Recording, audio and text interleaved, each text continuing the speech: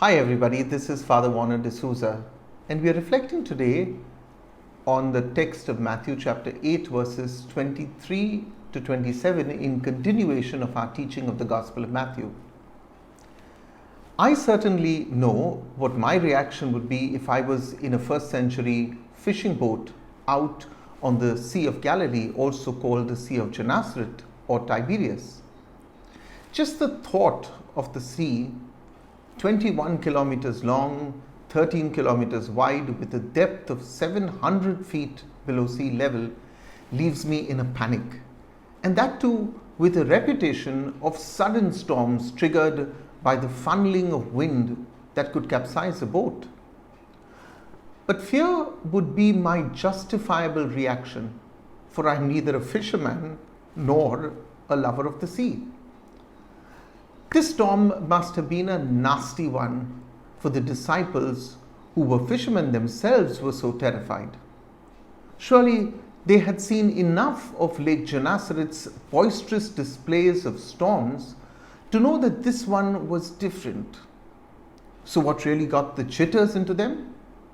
Was it, as some scholars suggest, the fear of Leviathan and Behemoth, the sea monsters who resided there and who were believed to have had the ability to destroy creation? In any case, the situation warranted more than a gentle "Lord, wake up." Matthew presents Jesus as being unfazed by this Gennesaret storm. In fact, he seems a bit perplexed by their reaction. He is in the boat. They should have been smiling at the storm.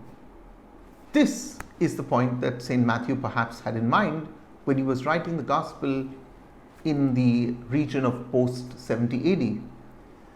The community of believers were being assailed by storms of rejection and persecution from the Jews and the Romans.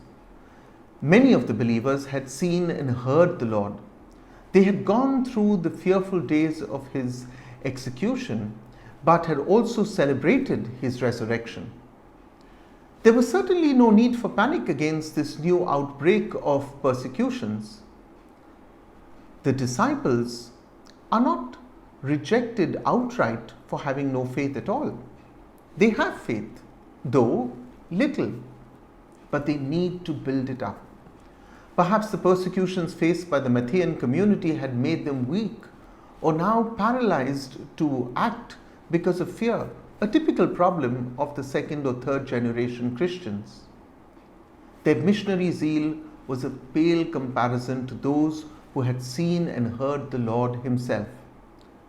Unfortunately, the persecuted church became a persecuting church once Christianity became a state religion after the Edict of Milan in 313, signed by the Roman emperors Constantine and Licinius. It proclaimed religious tolerance in the Roman Empire. This tolerance turned to violence against those who once persecuted the Christians, a sad but true reality. There is much hatred in the world today. Most of it is triggered by fear. Jesus assures the disciples and us that he is in the boat and he has promised to take us to the other side. Jesus keeps his promises. To be afraid would be tantamount to putting our trust in the threats of religious bigots rather than in the Lord Jesus himself. I wish you a blessed day and lots of grace and happiness to you today. And I also wish that if you haven't yet subscribed to our channel, please hit the subscribe button. God bless you.